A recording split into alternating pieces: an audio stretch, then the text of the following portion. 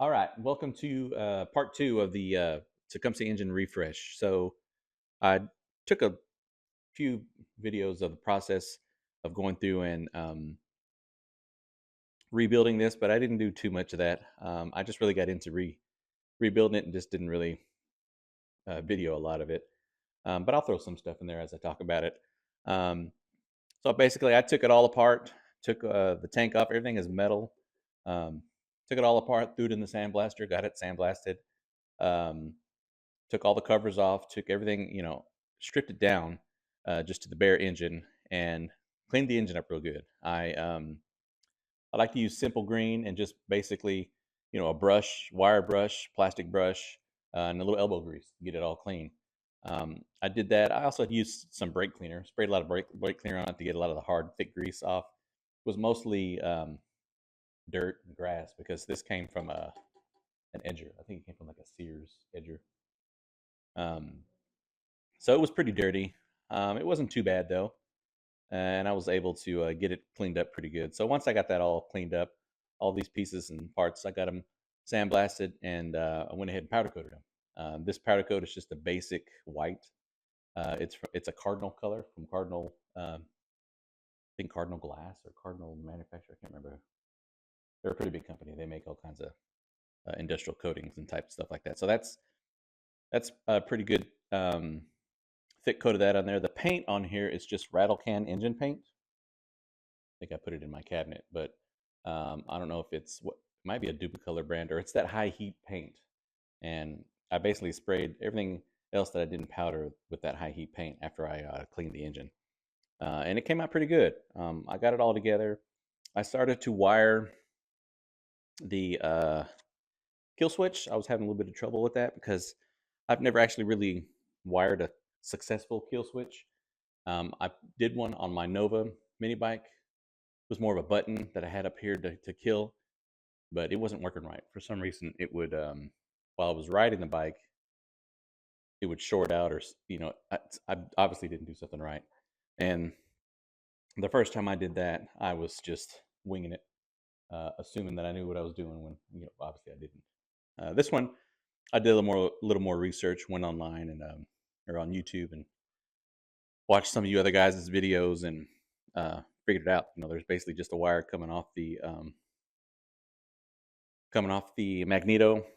It was grounded out onto the this little bracket that the carb sits on, or the tank kind of rests on. Some of the carb controls rest on, but that wire was old and not really making a good connection.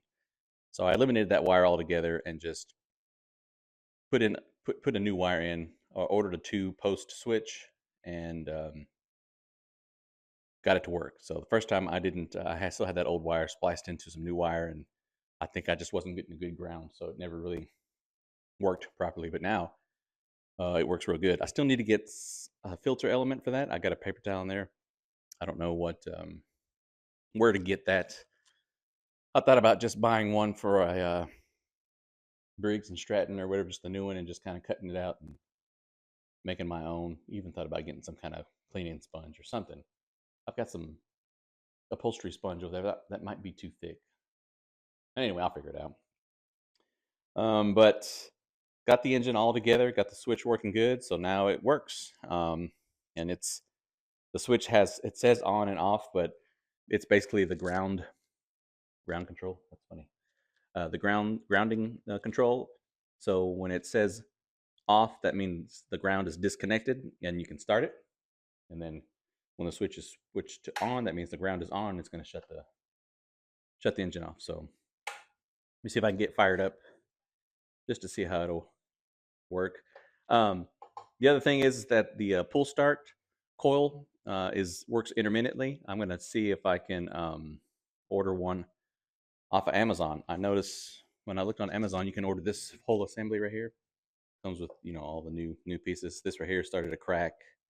The actual pull handle started to crack right there. So that needs to be replaced. And it's not as tight as I'd want it to be.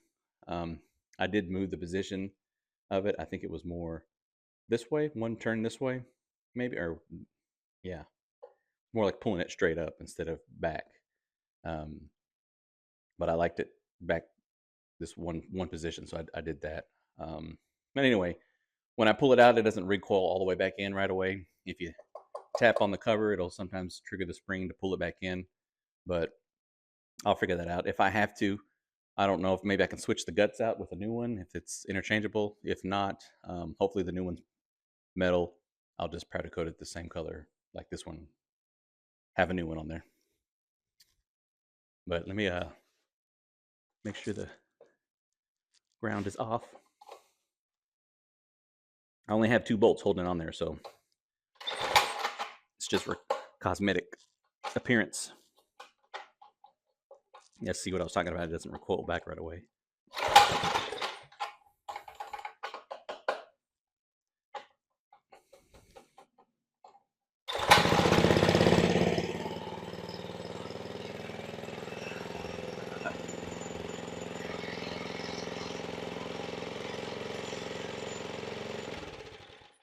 There you go. So it works. But like I said, this does not quite recoil, and sometimes as it sits here, it'll go back in. But mini biking ain't easy, like they say. Just a quick little walk around.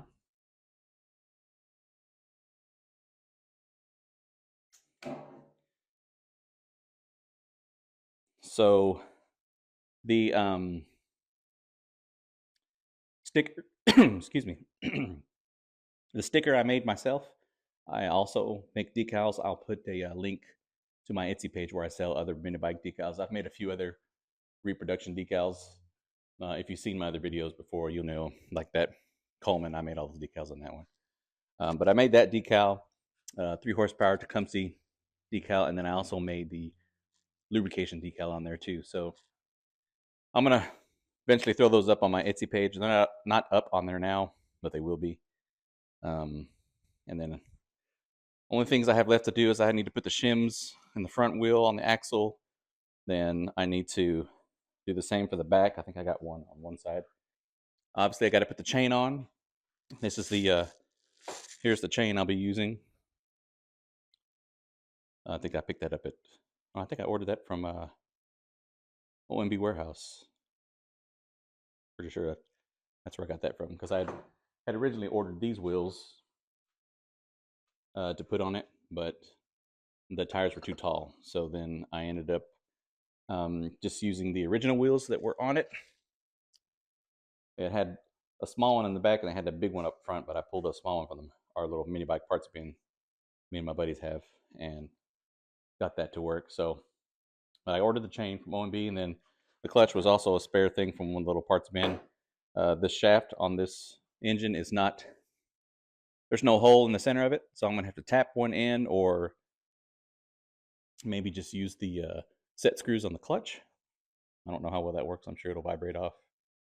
My other engine on my green Nova mini bike, I had to tap it in, and actually I didn't do it. My neighbor down the street did it. He's a machinist and he's real good with that stuff, so I may tap into his skills to see if he can get that tap for me.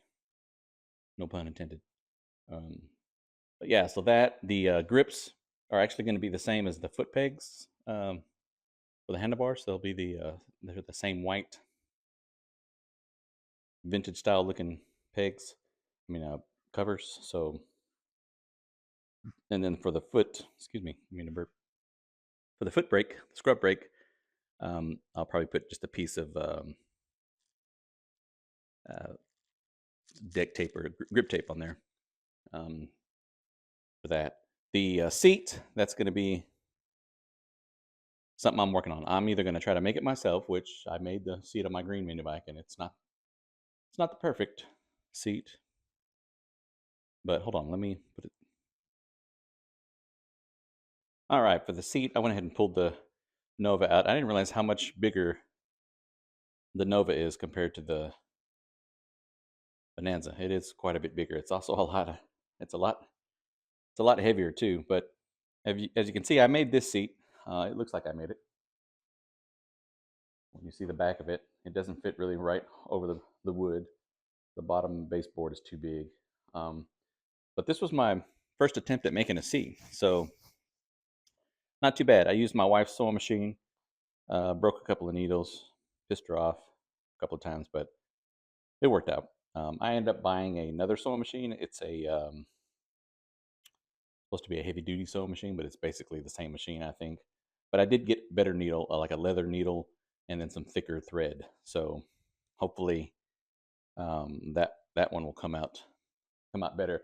And I'm going to use the same white that I used on here, and I ordered some red glitter like that, and I'll probably do the same thing. I made the pleats and everything. I um, put the cushion between that and sewed another piece on the bottom, and it came out good. I mean, it's from it's what do you call it? That's that 50 foot good. It looks good from 50 feet away. Once you start getting closer, you can see what's wrong with it. I don't even want to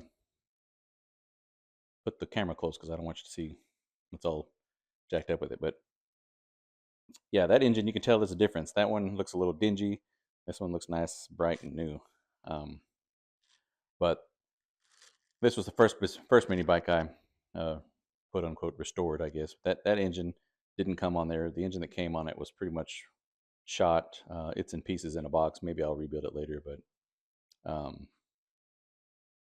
that's what I got. I like the classic '60s hot rod color schemes, and that's why it's kind of how I build these bikes. Um, so hopefully this one will come out looking nice. This one makes the green one look old and dingy, but when I wash it up, it comes out pretty good. But anyway, that's where we're at right now. Please like and subscribe.